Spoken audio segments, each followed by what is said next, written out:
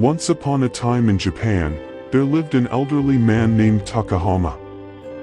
He had spent his entire life in a small house he had built himself on top of a hill next to a cemetery. Takahama was beloved and respected by the locals for his kindness and generosity, but they often wondered why he chose to live in solitude near the graveyard and why he had never married.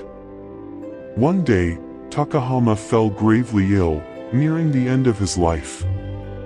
His sister-in-law and nephew came to take care of him in his final moments, assuring him that they would be there for whatever he needed. Especially his nephew, who never left the elderly man's side. One day, while the window of the room was open, a small white butterfly flew inside. The young man tried to shoo it away several times, but the butterfly kept returning, eventually fluttering near Takahama. After a while, the butterfly left the room, and curious about its behavior and captivated by its beauty, the young nephew followed it.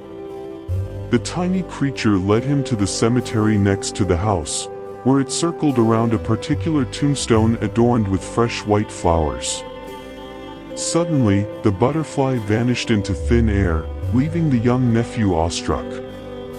Returning to his uncle's side, the young man discovered that Takahama had peacefully passed away. Grief-stricken, he hurried to his mother and shared the remarkable events, including the mysterious butterfly's connection to the cemetery.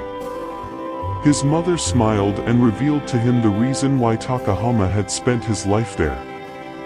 In his youth, Takahama had been deeply in love with a woman named Akiko. Their lives were intertwined, and their marriage seemed imminent. Tragically, just before their wedding, Akiko met an untimely demise, leaving Takahama shattered. He vowed never to marry and built his house near the cemetery to be close to his beloved's final resting place. The young nephew pondered over his mother's words and understood the identity of the butterfly. He realized that his uncle Takahama had finally been reunited with his beloved Akiko.